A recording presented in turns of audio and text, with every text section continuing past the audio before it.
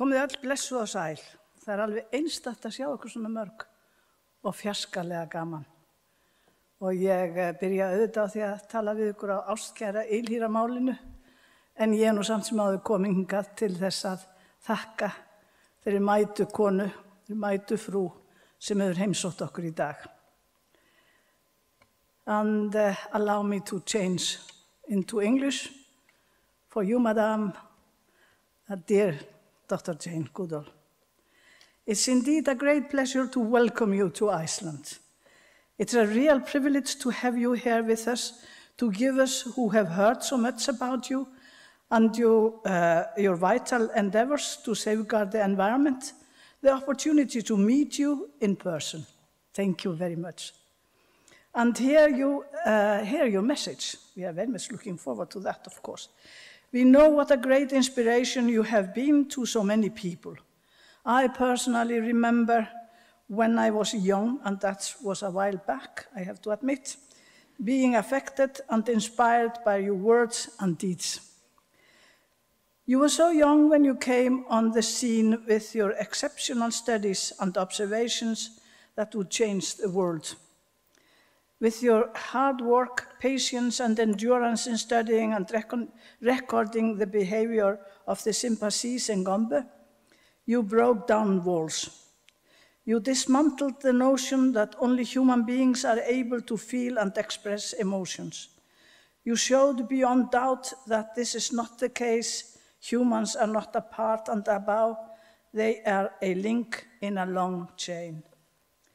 This is how progress happens, with people who break down barriers and preconceptions and became role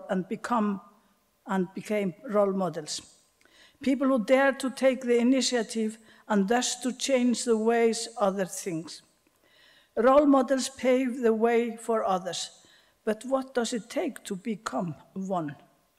There are many contributory factors, but it seems to me from reading autobiographies of many great persons that parental support, not least from the mother, is essential. It is heartening to read about your mother and how she unfailingly supported and encouraged you from the very early on, even to the extent of joining you in the jungles of Gombe for many months on your first expedition. A woman to admire. You emphasize working with young people. I see that there are many of them here. They are the future, like saplings that will grow and multiply. Planting is the idea. The strong and essential ideas that you plant today will last in the hearts and minds of us all, and hopefully of those we are able to inspire. Thank you for coming here to share with us your vision and experience. We are honored, proud, and happy to have you with us, dear Dr. Jane Goodall. Thank you.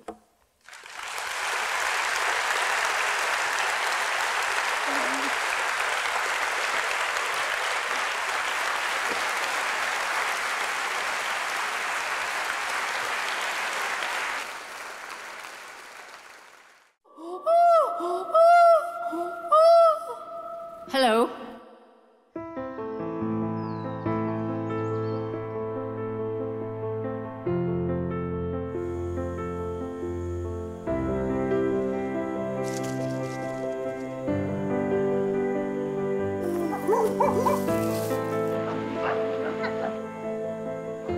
We have found that after all, there isn't a sharp line dividing humans from the rest of the animal kingdom, as we find animals doing things that we, in our arrogance, used to think was just human.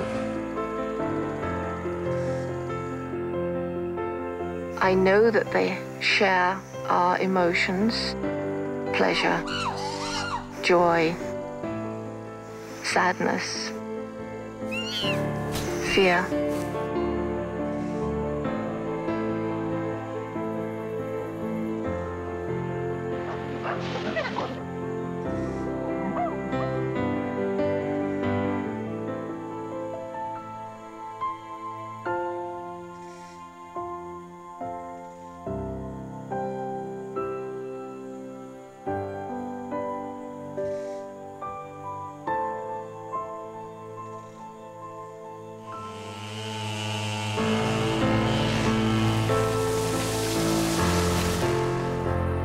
I knew there was deforestation going on around the park, but I was not prepared for the absolute devastation.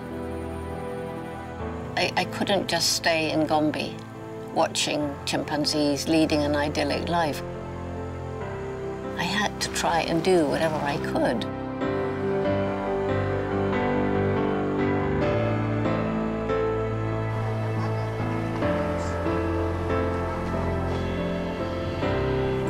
But it's not really possible to think about conservation unless you bring the people into the picture. It's where they live, after all.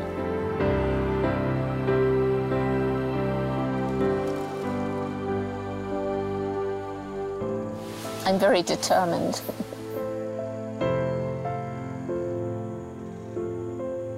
We here think globally, act locally. Don't. If you think globally, you become filled with gloom. But if you take a little piece of this whole picture, my piece, our piece, this is what I can do here. I'm making a difference. And hi, wow, they're making a difference over there, and so are they, and so are they. And so gradually the pieces get filled in, and the world is a better place because of you.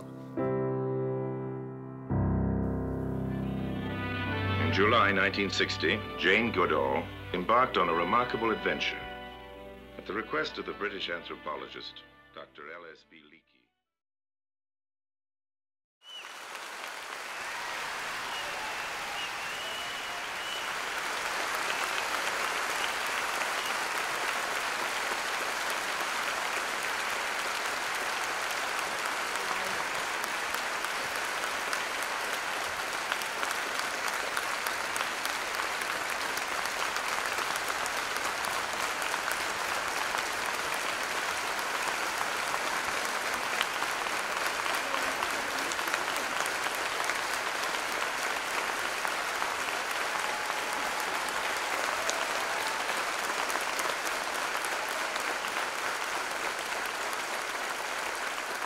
Well, what a wonderful Icelandic welcome.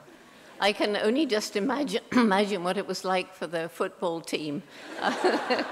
It must have been quite something. So thank you for that wonderful welcome. And thank you for the words of introduction. And a lot of my job's been made very easy because I don't think there's many more people to thank at the beginning of this talk, except, yes, no, I think every single person's been thanked by somebody. And I propose to come back to these thanks a little later. But of course I can't speak Icelandic. There's no way I possibly could. I can't even pronounce people's names, let alone learn the language. I've never been able to learn any language. But let me give you a greeting that you would hear if you came with me to Gombe National Park. You sort of heard it in that video, but it wasn't very good. And this is the greeting of the chimpanzee, the distance greeting. So it's very appropriate. I know there's some of you outside looking at a screen. So this greeting is very specially for you.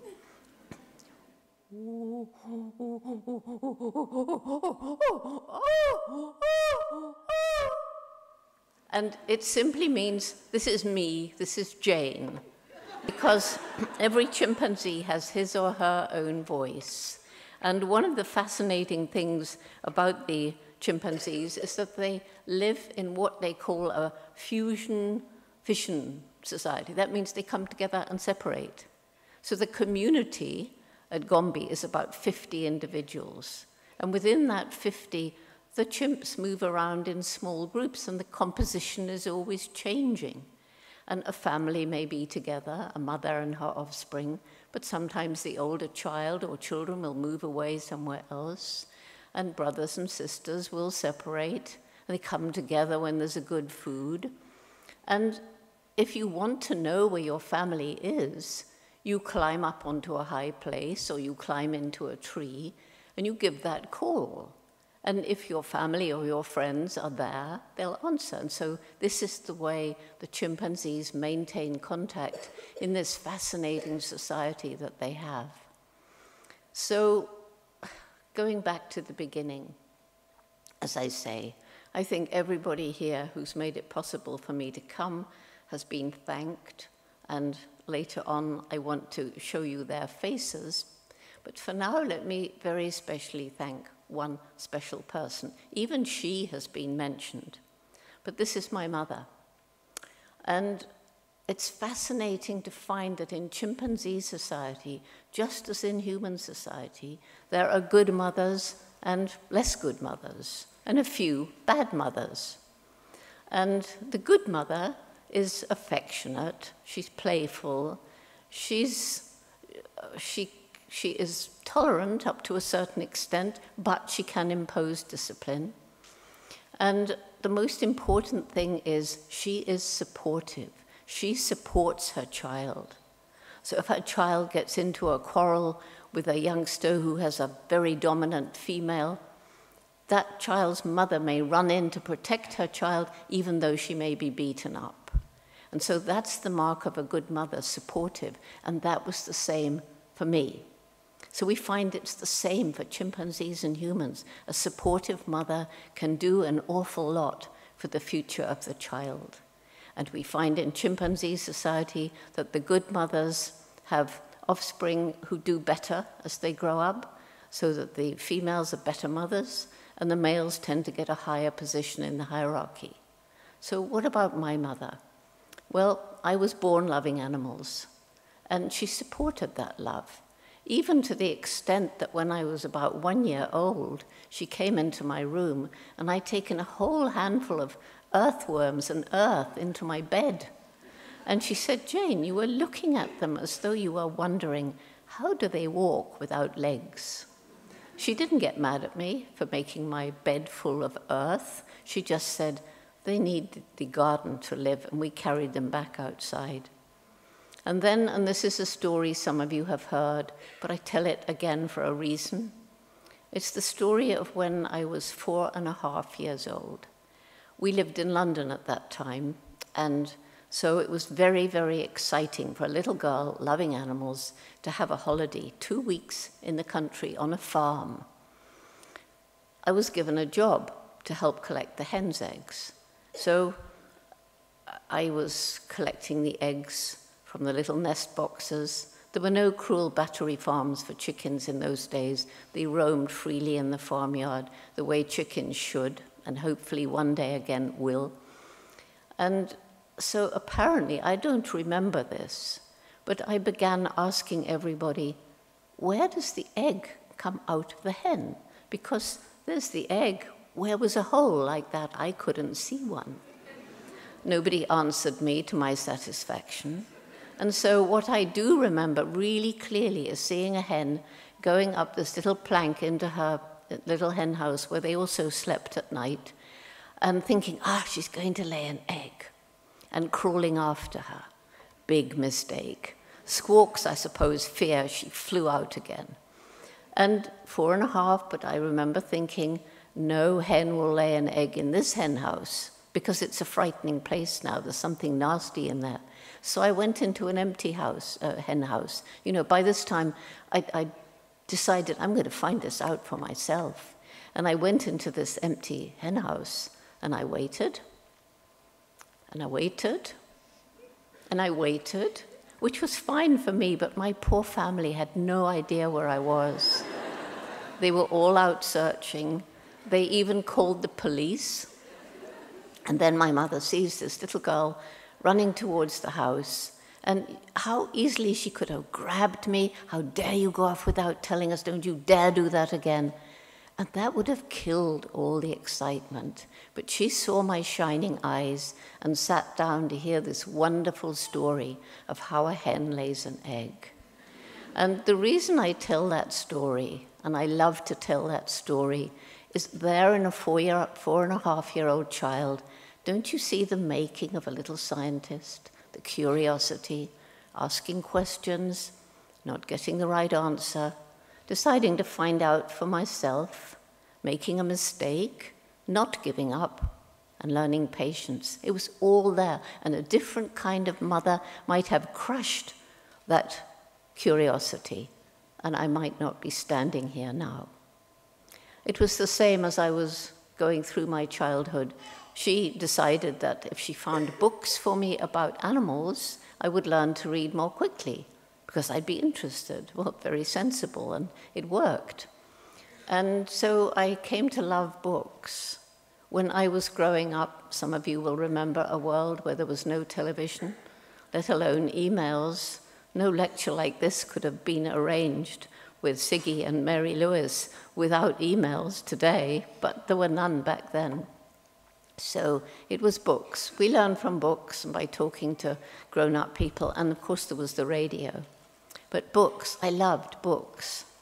And when I was 8 years old, I got from the library, because we had very little money.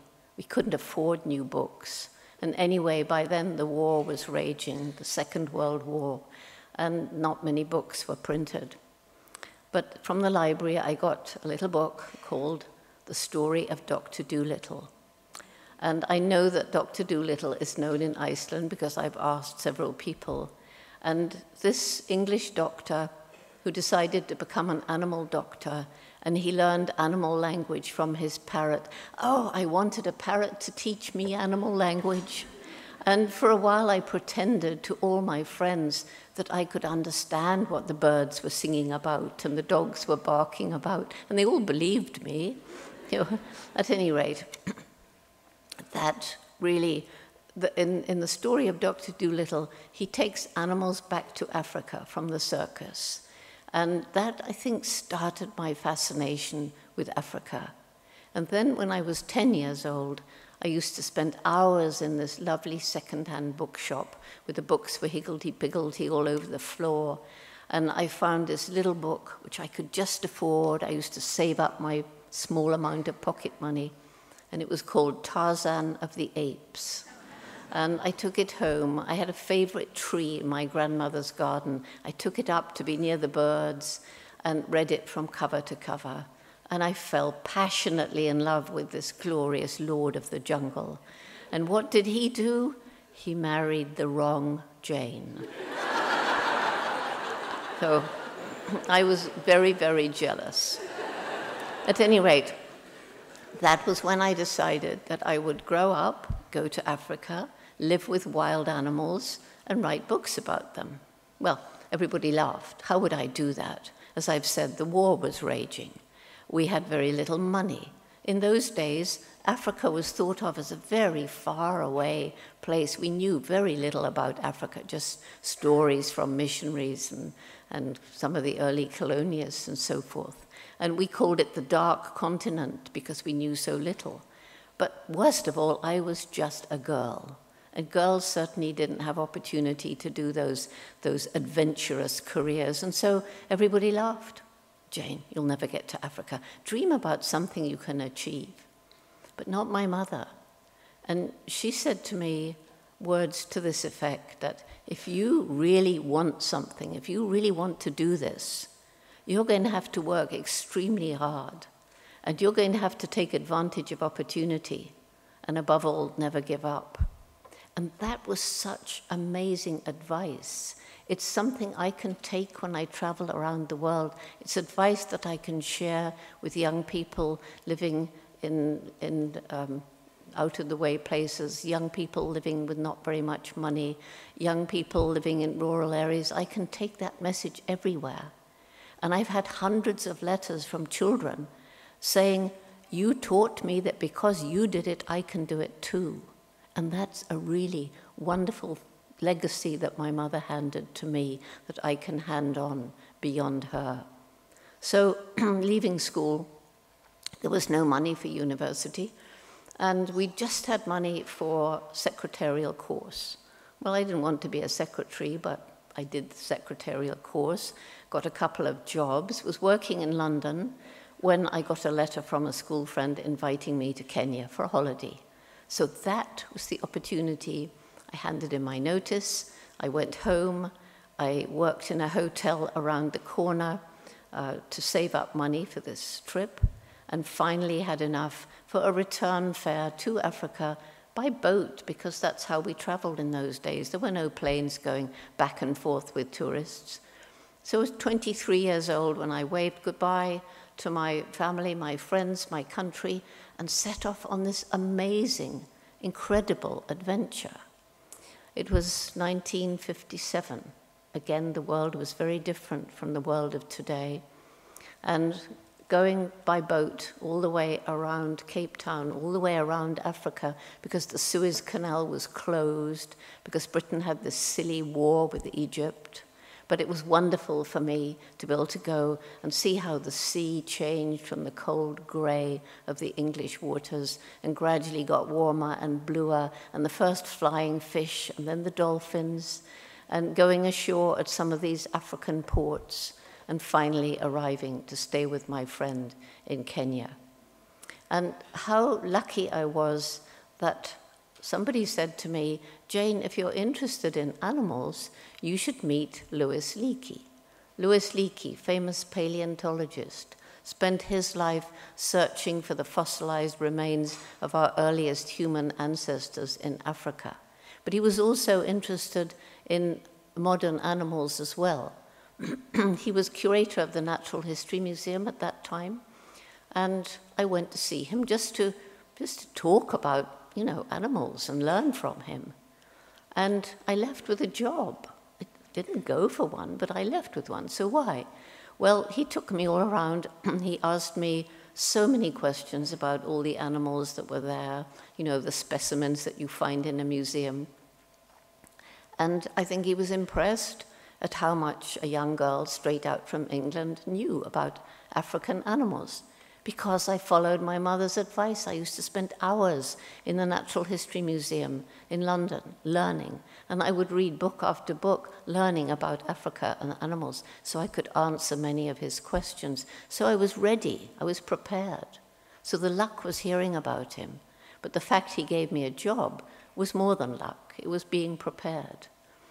And he let me go with him on a 2-month, amazing 2-month spell in Olduvai Gorge, which is a very famous site today where many remains of early man have been found. But back then, no human fossils had been found, only many different kinds of prehistoric animals. So it was completely wild. I think it wasn't 2 months, sorry, it was 3 months. The 3 months that we were there, camped in a couple of tents, was just Louis Leakey and his wife, young girl Gillian and me, and a few Kenyans to help with the work. And I think all we saw during that 3 months was about 4 Maasai Marani. There was nobody there, but all the animals were there. And every evening after the hard day's work, Gillian and I were allowed out on the plains. And one evening, there was a rhino. And luckily, the wind was blowing directly from him to us. He knew there was something, but they don't see very well. And he trotted back and forth with his tail up, making these funny pff noises they make. And then, luckily, trotted off in the other direction. And one evening, it was a young male lion who followed us. He'd never seen anything like me and Gillian, and he was curious, and he followed us about twice the length of this auditorium, which was a little bit scary, but very exciting. And I really think it was that evening around the campfire that Louis Leakey decided I was the person he'd been looking for, to go and live with and learn about not any animal, but the one most like us, the chimpanzees. I would have studied any animal. People say, why did you choose chimpanzees? I didn't choose chimpanzees. I wouldn't have been, I had no degree, I had nothing. I wouldn't have dared to choose something as exotic as a chimpanzee. I would have gone out and studied an African mouse, anything to be out in the wilds. But anyway, I was offered chimpanzees, and that was pretty amazing. Well, it didn't happen just like that. First of all, we had to get money. Who's going to give money to this young girl? I went back to England while Louis started his letters to people trying to get money. And eventually it was a wealthy American businessman who said, all right, Louis, you can have money for 6 months. We'll see how she does. This is a crazy idea, but never mind, I'll give you some money. It wasn't very much. And the next problem was the British authorities. And they said, well, we're not taking responsibility for this crazy idea. A young girl on her own in the forest with potentially dangerous animals, no. But in the end, because Lewis persisted, they said, oh, all right, but she must have a companion. And as you've heard, who volunteered to come? That same amazing mother. We had money for 6 months. She stayed for 4.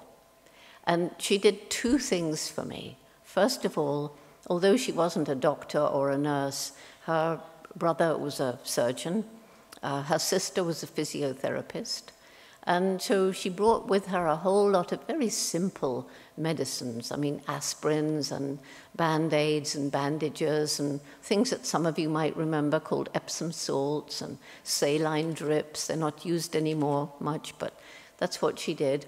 And she managed to make some amazing cures because she spent hours with these Africans who started coming from further and further away. And afterwards, I learned that she was known as a white witch doctor. At any rate, she really started for me good relations with the local people. There were fishermen camped along the beach. So it was a national park, but along the beach it was just a reserve, and so fishermen could camp there, although they were not supposed to go into the forest.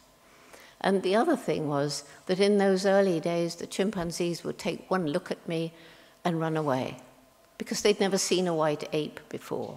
And it was very scary. Chimps are frightfully conservative. And so they would take one look and vanish into the forest. And it was a bit depressing because, you know, the weeks turned into months. And I knew if I didn't see something exciting, the money would not be renewed. That would be the end, and I would have let Louis Leakey down. But my mother was there to boost my morale, because she said, you know, Jane, you found this peak, and you have your binoculars. They weren't very good binoculars, by the way. They were only second-hand, because that's all we could afford. But anyway, from this peak and my binoculars, I could watch how the chimpanzees moved around in these small groups, like I explained. Sometimes, if a delicious fruit was ripe in one area, they would all meet up together and there'd be great excitement as they greeted each other.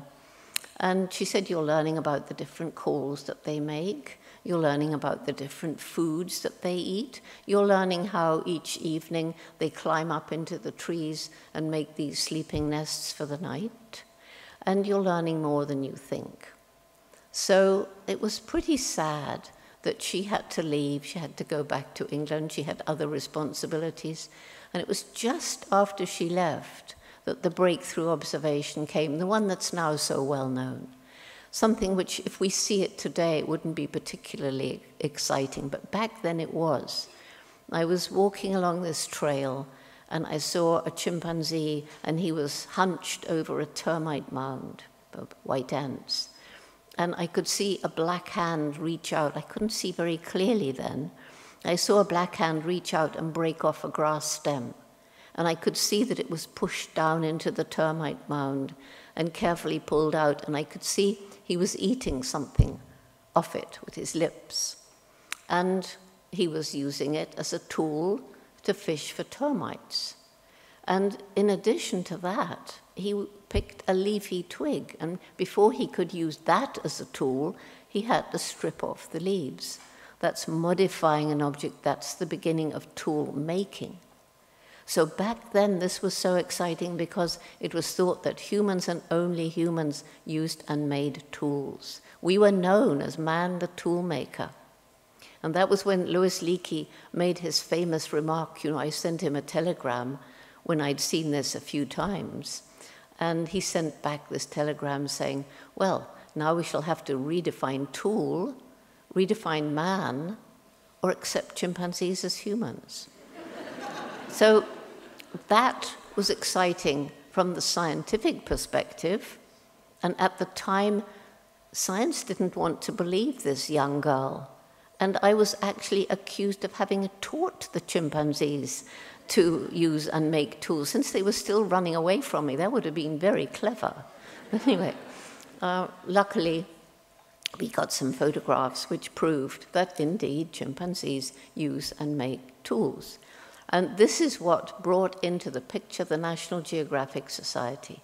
And they said, okay, Lewis, we'll fund this young woman. We'll let her continue her studies when the 6 months' money runs out. So then I could settle back and really start calmly learning about the chimpanzees. And gradually they got used to me.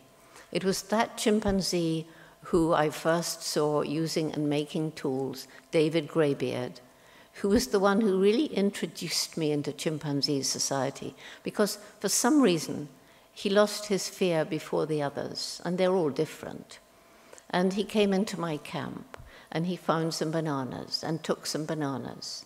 And my cook told me, and I asked my cook to leave bananas out, and David came again. And then one day, you know, I used to climb up into the mountains every single morning before the sun came up. That was something I felt I had to do.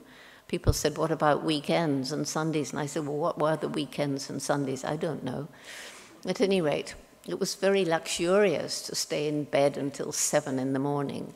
And then there was David Greybeard arriving to take some bananas. So then after that, when I met a group in the forest all ready to run, as usual, if David was there sitting calmly, well, then they would look from him to me, and I suppose they thought, well, she can't be so dangerous after all. And gradually they stopped running away, and gradually I got to know them as individuals. And it was like David introduced me to his friends in the forest.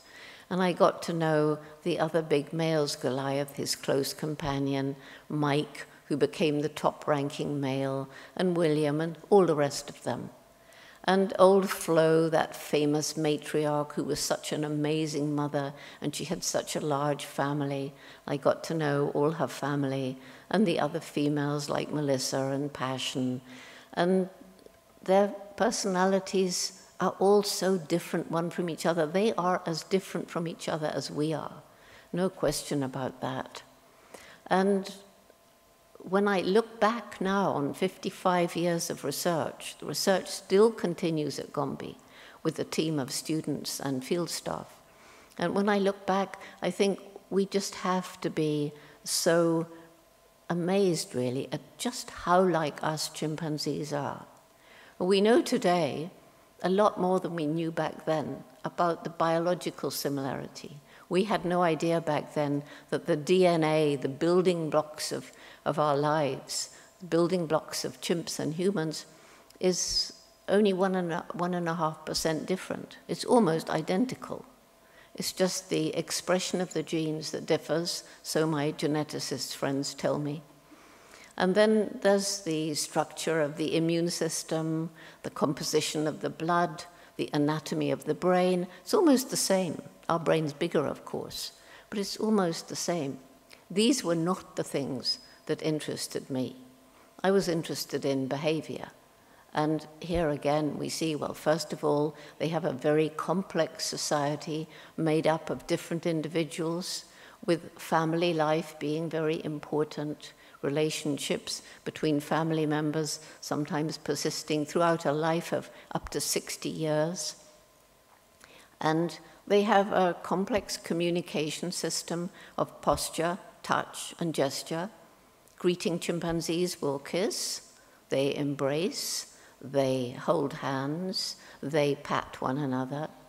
They have a begging gesture, and not only begging for food, but if there's been a quarrel, if there's been a little fight or some kind of aggressive behavior, the loser, the subordinate one, will actually reach, although very fearful perhaps of that dominant individual who maybe has just beaten them up. Nevertheless, they want to restore harmony. And so this subordinate individual will go up and reach out, giving little screams of fear, but with a begging gesture. And in response, the victor will usually gently pat the hand or even embrace the supplicant. So we see also, of course, the aggressive patterns. Chimps live in a male-dominated society. The males are bigger, stronger. They like to show off their superior strength. They kind of swagger. there's a sort of posture that, I don't know, a lot of the Texans who have guns in their holsters, they kind of, and the white hunters, these kind of people. Well, male chimps are just like that, and they can add to their dominating appearance because they have hair, of course, and when they're in an aggressive mode, the hair stands on end. They look twice as big, and they shake the fist. They may pick up and throw rocks. It's not only tools for feeding that they use, but they can also use rocks and sticks as weapons. And so they shake their fist, and they may show other warlike sort of behaviors. It was pretty sad to me to find that, I used to think chimps were very like us, but rather nicer. But after a while, I realized that they too have their dark, brutal, and aggressive side. They can kill each other. They do kill each other.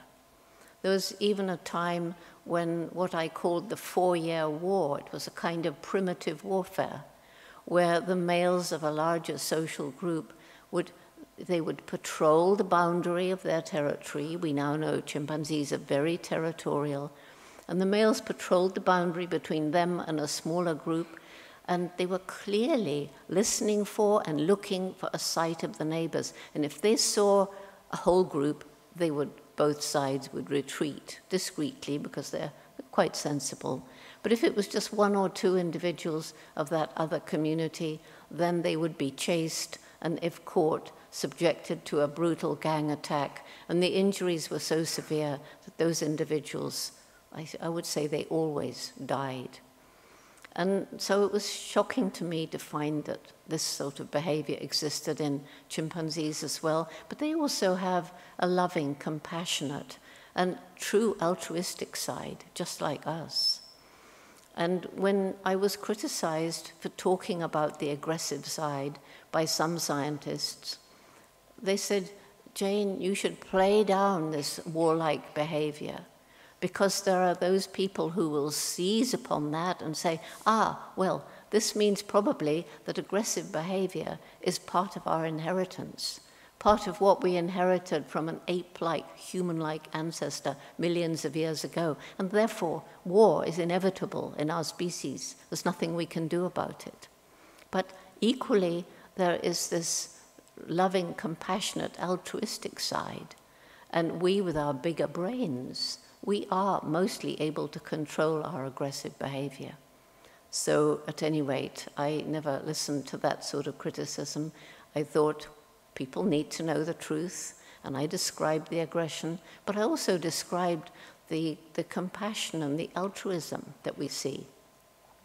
For example, take an infant who's lost his mother. If that child is over 3 years old, that child is then able to survive without the mother's milk. They have long childhood like we do. They suckle and sleep with the mother and ride on her back for 5 whole years. And up until the age of 3, they're pretty dependent on the mother's milk. But after the age of 3, they can survive without milk, but they really need that close bonding with the mother figure. And if there's an older brother or sister, that individual will take over and adopt the child. On this one occasion, this little infant Mel had no older brother, no older sister. We didn't think he'd live. But to our amazement, a 12-year-old adolescent male, Spindle, who wasn't related to the family at all, he adopted little Mel. He waited for him in travel. He let the infant ride on his back. He even let him cling ventrally if it was cold or Mel was frightened. If Mel begged for food, Spindle would share. When little Mel climbed up to his nest at night, Spindle would reach out and draw him close, and the two would sleep curled up together. And most extraordinary of all, Mel would take on the role of a mother. So if an infant gets too close to adult males when they're socially roused, when they're competing for dominance, when they may charge over the ground, they may stamp, they may slap, they may pick up and hurl a rock or drag a branch, and if an infant gets in the way, it's as though they're not seeing sense anymore, and they may pick up and throw an infant, and the mother's job is to make sure that doesn't happen. And Spindle even took on that role, going up and rescuing Mel, even though adolescents are a kind of scapegoat for socially roused males. So if you've had a bad interaction with a more dominant male and you're feeling really frustrated and angry and an adolescent gets in the way, you may vent your frustration on that individual. And indeed, Spindle got beaten up several times, but he always went in and rescued Mel. No question, saved his life. So just to say a word about this long childhood, 5 years is a long time to be so totally dependent on your mother. And we think that it's important for chimpanzees, just as it is for us, in relation to social learning. Our children go to school, at least most of them do, and chimpanzees go to school too, but their school is out in the forest, and their school is very specially with their family. And you can see the young ones observing the adults. You can see them imitating that behavior and practicing. So we now know at Gombe, for example, there are 10 different ways that the chimpanzees use objects in different purposes as tools. And if you look across Africa, where there are now about 10 different study sites, objects are used as tools in different ways in different communities. And one definition of human culture is behavior that's passed from one generation to the next through observation and learning. And that's what's happening in chimpanzee society. So we can say they have their own primitive cultures. So it's pretty clear, isn't it, that there is not a sharp line dividing us from them. It's a very fuzzy sort of line. And yet, when I was sent to Cambridge University by Louis Leakey, who sent me a letter telling me I would have to get a degree because I would have to one day get my own funding. He wouldn't always be around, and I needed that degree. But he said there was no time, as he put it, to mess about with a BA, and he got me a place in Cambridge University to do a PhD. Well, it was very scary. You know, I'd never been to college. I felt that the students resented me. I mean, who was I? Just because I studied chimpanzees and they were just studying fish and birds and things, why did I think I could come in and not do the BA? Well, it was nothing to do with me. And I don't know if they did resent me, maybe some of them did. But it was much worse when the professors told me that I'd done everything wrong, and that the chimpanzees should have had numbers, not names. That was scientific. And I couldn't talk about their vivid personalities. I couldn't talk about them having minds capable of thinking. And I certainly couldn't talk about them having emotions. Why? Because those were unique to us. That's what was thought back then. There was a completely different attitude among scientists and religion too, to some extent, that there is this sharp line, and we're on one side of it, and all the other animals are on the other, and the difference is one of kind. It's a different kind of species that we are, totally different from all the rest. Humans, alone, unique, separate, and highly superior. That's how it rose up that we can treat animals the way that we do, because they're just things. They don't have the capacity we have for feeling and emotion. And the chimpanzees helped to break down that perception.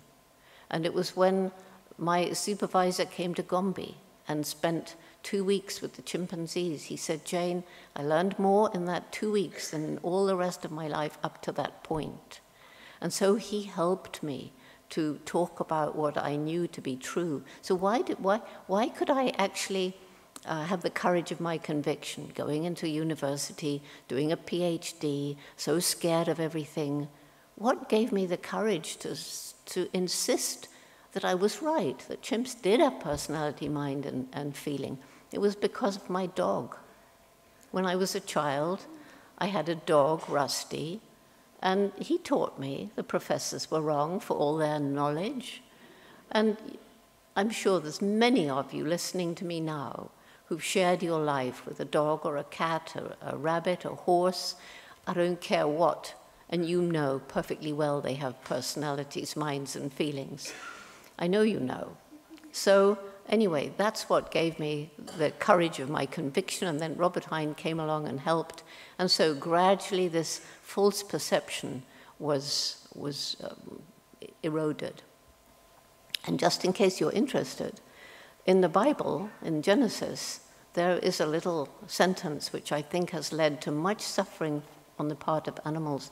In Genesis, it talks about man being given dominion over the beasts and the fishes and so forth. And that is a wrong translation. The word, the Hebrew word, which I can't remember, should be translated as wise stewardship. That's very different from dominion.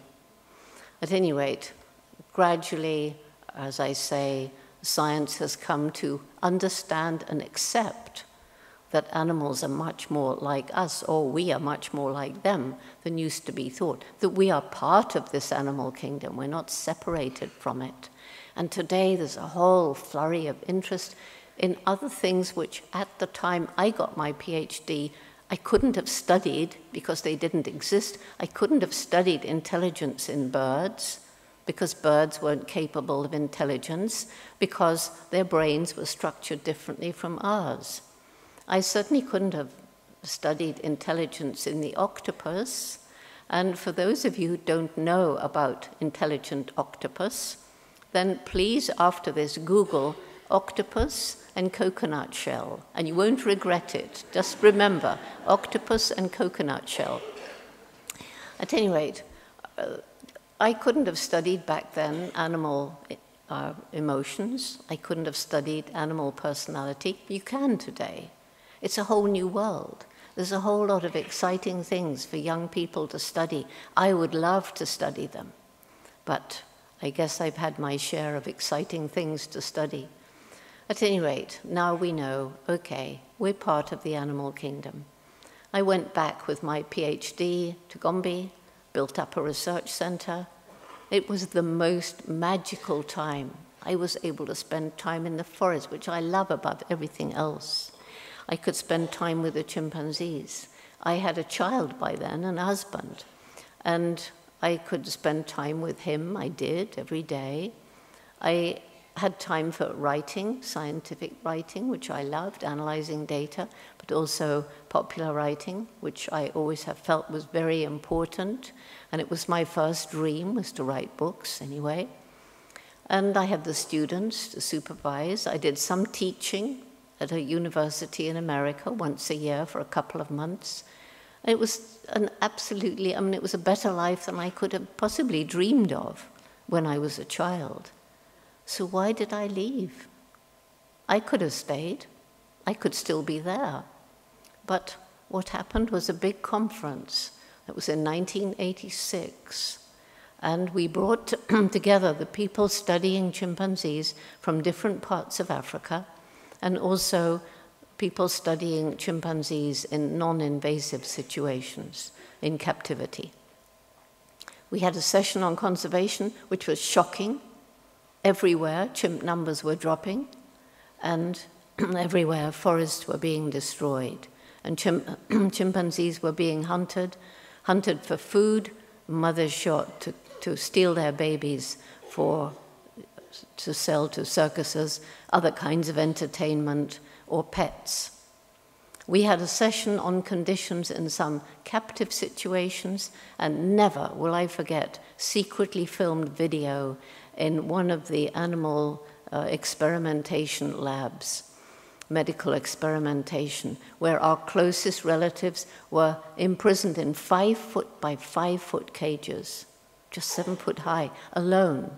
These very social beings with these incredible minds, just alone, with nothing to do, with bars all around them.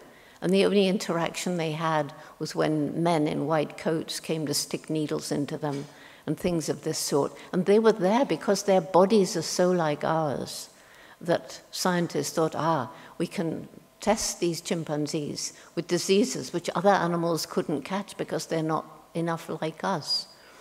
And these scientists who were so thrilled with the biological similarities were not prepared to accept the equally striking similarities in emotion and in intellect.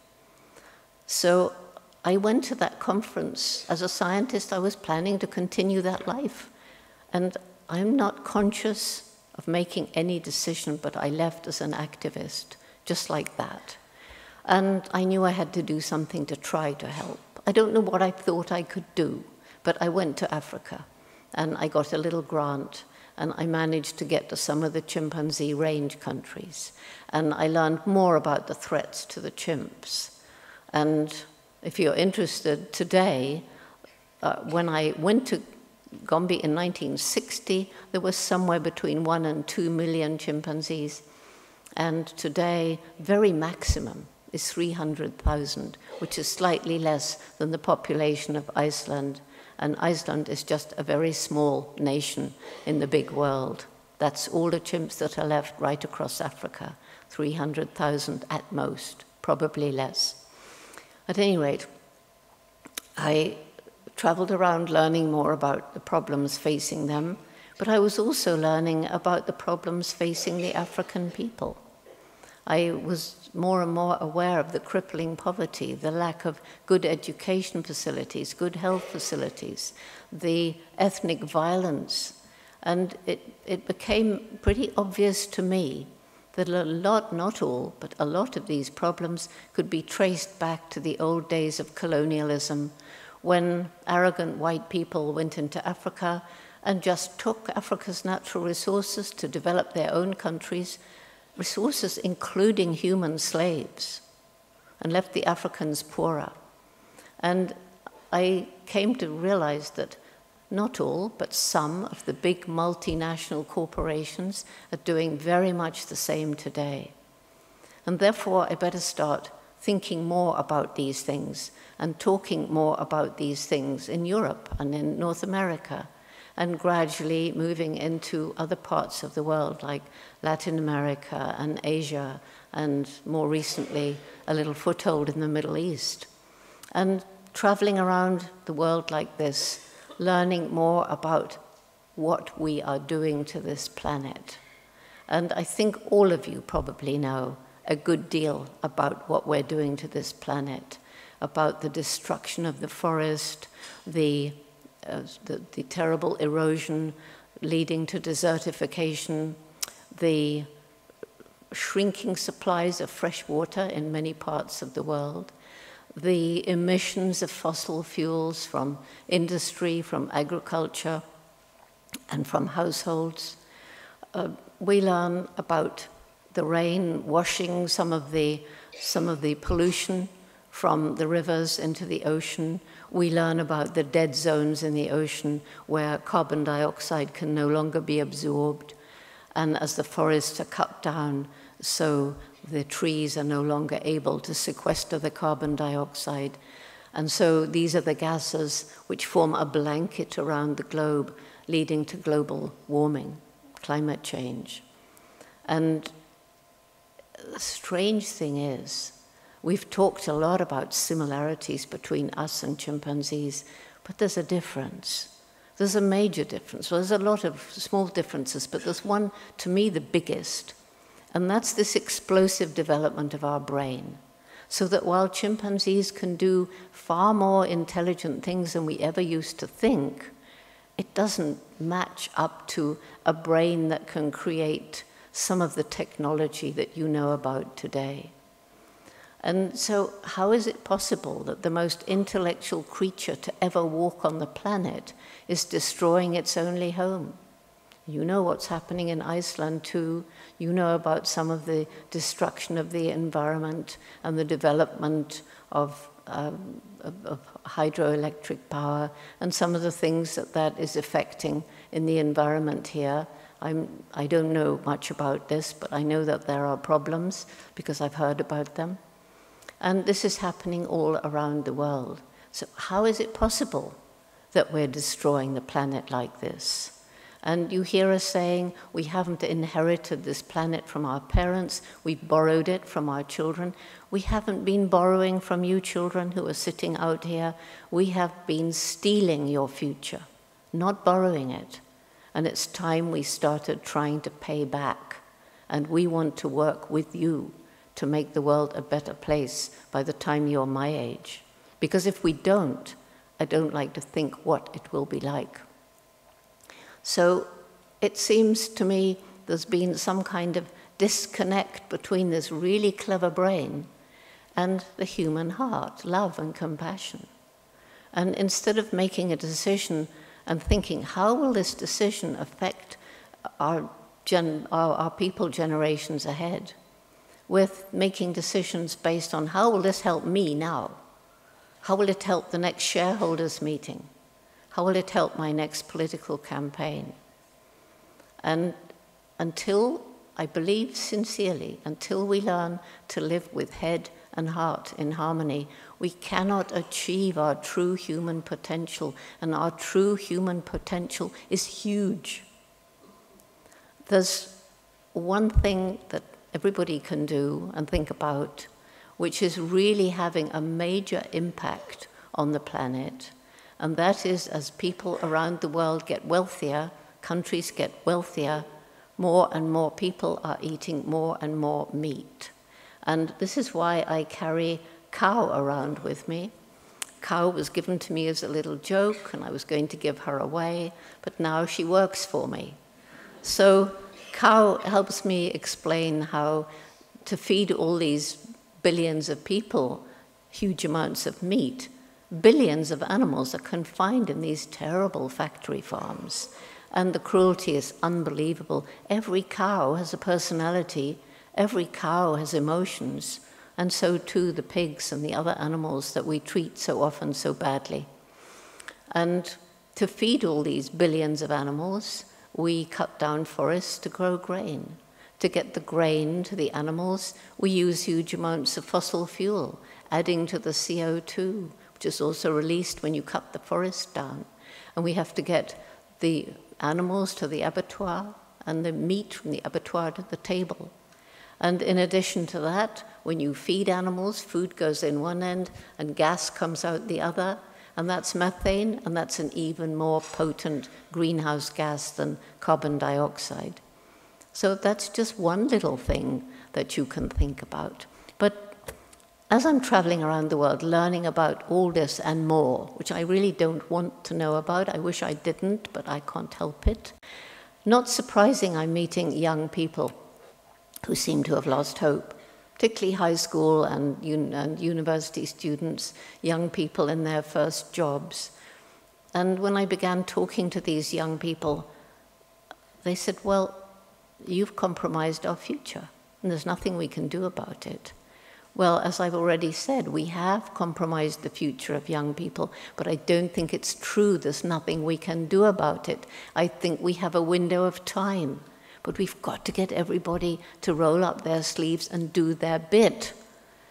I first began our Roots and Shoots program in Tanzania with 12 high school students who came to talk to me about what they were concerned about. Different problems, about the destruction of the coral reef with illegal dynamite fishing, about the poaching of animals in the national parks, about the government that was corrupt and not doing enough about it, about the street children. Why weren't the rich people looking after the street children who had nothing? These were the kind of things they were concerned about. And they went and got groups of their friends, and we had a big meeting. And from it, Roots and Shoots was born. And the main message of Roots and Shoots is that every individual, and that means all of us, every one of us, makes some kind of impact on the planet every single day. And we have a choice. What sort of difference are we going to make? Every group of Roots and Shoots chooses 3 different kinds of project to make the world better. One to help people, one to help other animals, one to help the environment. Running through is a theme of learning to live in peace and harmony with each other, between nations and cultures. My goodness, we've got to work hard at that today. and also peace and harmony between us and the natural world. And I was this morning with a group of young people from Iceland, the beginnings of Roots and Shoots, and it was very exciting to me to see the kind of projects that they were thinking of, the way that their minds were working, and I feel quite convinced that Roots and Shoots is going to grow in this country. I want to show you a little piece of video, if we can dim the lights. It was taken about 8 years ago. It was part of a movie, but it gives you a little idea of some of the things that are going on around the world. And in the map, the countries that are dark green are where there is the most groups of Roots and Shoots, and then it gets lighter green as there are less. So if we can show that second video. Some people think it's far away. Some know it's with them every day. You are the reason we found out. So thank you, star.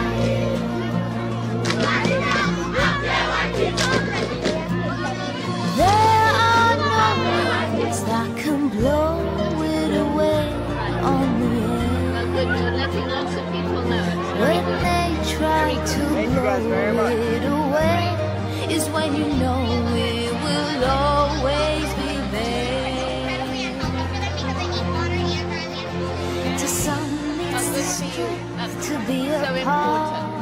Very good job. Hello. To some it's a feeling in the heart.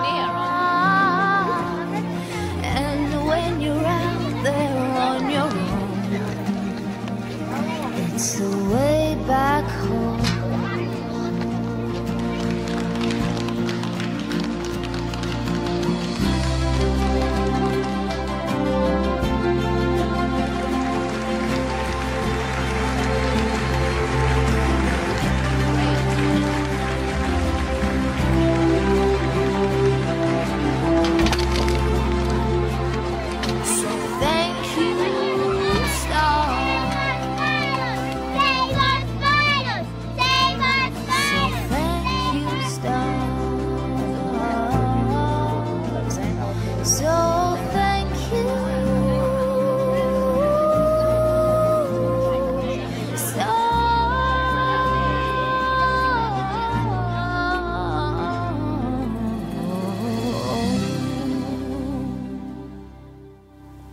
I think that gives you a little idea of the kind of variety of projects that are going on around the world. We're in nearly 100 countries. We've got about 100,000 active groups. We've got members from preschool, kindergarten, very strong in university, and I know there's going to be Roots and Shoots groups in this university and spread beyond Iceland through the master class that I had the privilege of talking with yesterday morning. So Roots and Shoots is my greatest reason for hope, because these young people, you know, it's, as you can see, it's roll up your sleeves and get out there and do something. And because the young people choose what they want to do, every one of them is acting with passion. And we have curricula so the whole school can get exposed to the idea, and then the Roots and Shoots groups are the ones that roll up their sleeve and get out there and do something about it. And they are changing the world as I speak to you now, no question. And the second reason for hope is the human brain.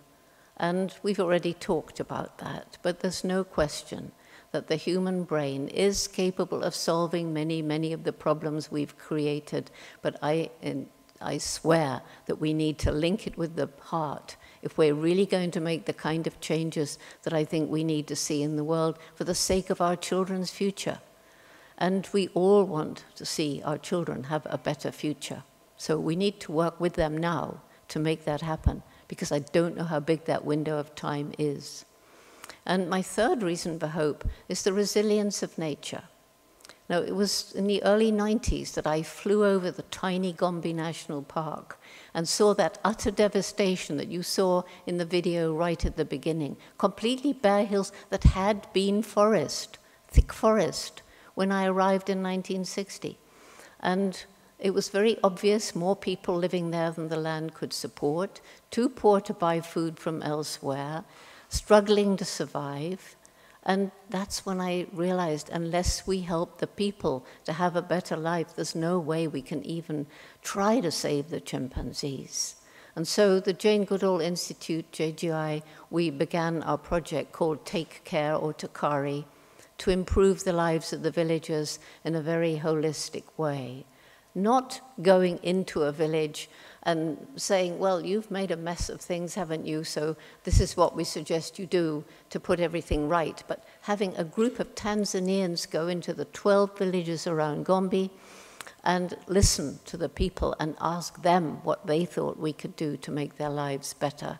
And we began growing more food, but in a way that was sustainable, restoring fertility to that overused land, no chemical fertilizers or pesticides or herbicides, and working to improve the health facilities with the Tanzanian government helping us, and the education facilities as well. And then introducing water projects, microcredit for women, so that they could work out their own small, environmentally sustainable project and get a little loan, and when they paid it back, they could get a bigger one. And keeping girls in school with scholarships beyond puberty, empowering women, educating girls. All around the world, it's been shown that as women's education improves, family size drops, and we provide much, much welcomed family planning information. So that program was so successful that it's now expanded into 52 villages, way out beyond Gombe. And just as there was a hope at the beginning, so it happened. The villagers put land aside to restore, and the trees, from little seeds left lying dormant in the ground, and sometimes the roots in the ground, grew up. And 12 years after we began the project, the trees were about 30 foot high. The chimps had 3 times more forest over the whole area, and if you fly over it today, you will not see bare hills. We also have introduced new technology so that from every one of the 52 villages, there are volunteer forest monitors that go out into the forest that they're now very proud of, and they have iTablets donated by Google Earth, and they mark down on their tablet if there's a illegally cut tree, or if there's a pit saw, or if there's a animal trap, or if there's a chimpanzee nest or a leopard paw print, that sort of thing.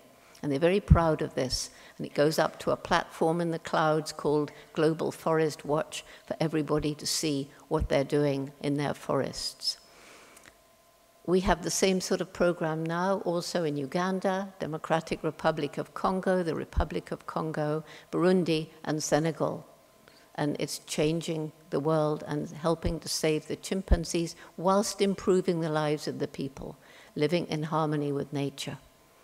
So animal species on the brink of extinction can be given another chance. My next reason for hope is the indomitable human spirit. And this is why I carry Mr. H, because he was given to me by a man who went blind when he was 21 in the US Marines, decided to become a magician. Everybody said, Gary, you can't be a good magician if you can't see. And he said, well, I can try. And he's amazing. If he was standing up here now, you wouldn't know he was blind. He does his shows for children. And at the end, he'll say, things may go wrong in your life, but if they do, don't give up. There's always a way forward. And he does skydiving and cross-country skiing. I mean, he's amazing. He thought he was giving me a stuffed chimpanzee for my birthday about 28 years ago. And I made him hold the tail. I said, I know you can't see, it's the wrong color, but chimps don't have tails, Gary, you have no excuse. He said, well, take him with you, and you know I'm with you in spirit. So he's been with me to 61 countries, and he's actually very, very famous.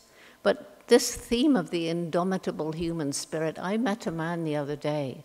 He was born, it was a thalidomide birth, And he had one tiny flipper coming out of one shoulder and one tiny kind of flipper thing coming out of his bottom, really. He had no legs, no arms. And he had just gone up to the top of the Calgary Tower, which is, I can't remember, it's 200 and something steps. And he did it by turning his back, and he did it to raise money for the Calgary Zoo after they had flooding. It was people put money on, you know, as to how quickly he could do it. And he then went round England or Europe on a skateboard, all by himself. Now that is inspiration. And I keep meeting amazing people who have these terrible, you know, they're born with terrible problems, but wow, are they inspiring to everybody around them. It's almost as though they're there to inspire. I don't know, but I'm so amazed at this indomitable human spirit. And then finally, the last reason for hope, social media.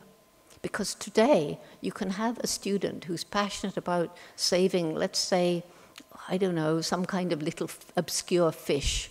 And they feel, well, I can't do anything about this fish because nobody's interested in it, it's just me. But now through social media, you can reach out and, wow, through Roots and Shoots Network, there's people in over here and here and here and here. They're all interested in the same little fish. We can do something about it. And that's what's happening. So when I was in New York last September for the climate march, they expected 80,000 people maybe. But in fact, there were nearly 400,000 people. And there would have been more, but the police had to stop them because they were in danger of being crushed. And so what happened? I was there. I saw what happened. Everybody was on their little gadget. You know, they were texting and tweeting and twittering and Facebooking. And some of them were on their cell phones. And so I could hear them saying, come and join us. It's great. The weather's good. Oh, there's a whole batch of film stars. I heard one of them say, I just saw Leonardo DiCaprio.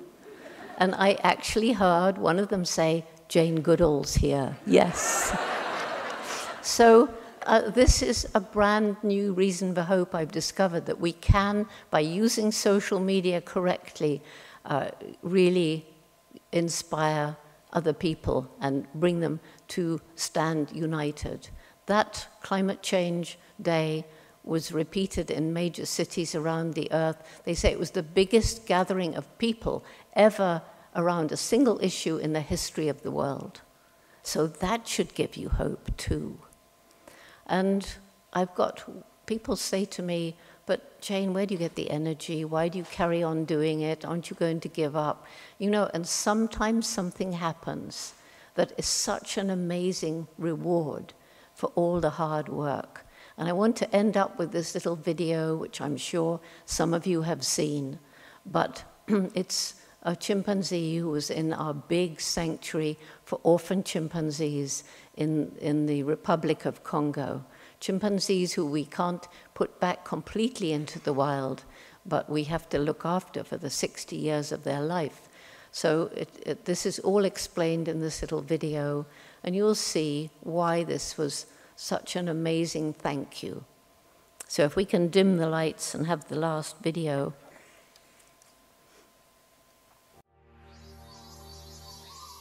This is a really exciting moment for me. The Jane Goodall Institute's Chimpunga Chimpanzee Rehabilitation Center in the Republic of Congo has for years been caring for infants whose mothers were killed, mostly for the illegal bushmeat trade. Many of them are now fully grown. Recently, we acquired 3 large forested islands on the beautiful Kwilu River, where we can release many of the chimpanzees from our overcrowded center. In here is Wunda, and she nearly died, but thanks to Rebecca, she came back from the dead. And here she is about to come out into this paradise. She's the 15th chimpanzee to get her freedom here. And we hope ultimately to have about 60 on the island. Today is the first time I've met Wunda. I talked to her on the boat, trying to reassure her. She must have wondered what was happening. None of us could predict exactly what she would do once the cage door opened.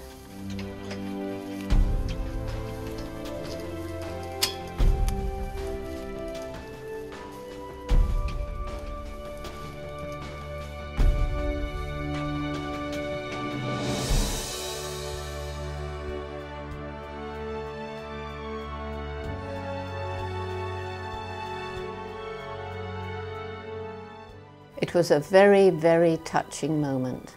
One of the most amazing things that's ever happened to me. The warmth of her embrace is something I shall never forget. For Wunda and all the other chimpanzees we're working to bring here, Chinzula Island will provide a wonderful forest home where they will be cared for and safe.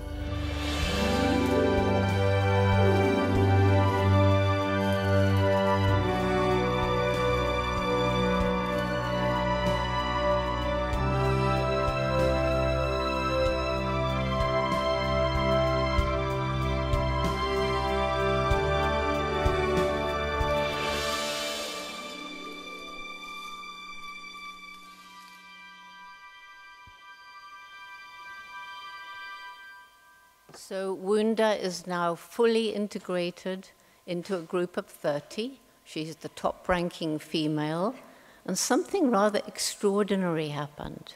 All our females have implants because we can't afford any more births. There's already there's a continued number of infants coming in from the bushmeat trade whose mothers have been shot, and we haven't got space for lots more babies. So they have implants.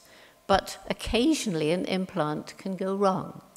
And out of all the chimpanzees at Chimpunga, all 65 of them, one implant went wrong, and that was Wunda. So she's got a little baby, and the baby's being called Hope. And somehow this is a very fitting end to an extraordinary story of a chimpanzee whose mother was killed, who came to the sanctuary, who nearly died, whose life was saved by our wonderful veterinarian, Rebecca, and who has now got her semi-freedom on this beautiful island. So I think that's a wonderful way of ending, because it was like a thank you from what can I say, the chimpanzees, from nature. So everything that I've been fighting for and striving for, it was like saying, thank you, Jane. And I want to thank all of you for coming. And I would actually like to have all those who have been working so hard to make this visit possible. I'd like you all to come up here so that the rest of you can see these faces. And I'm sure out there are other people who would like to volunteer, who would like to help grow roots and shoots. And so if you could all come up onto the platform, all of you who've been volunteering. And I'm not even going to start saying all these Icelandic names. So I would like you to come up. Please, somebody start. Yes.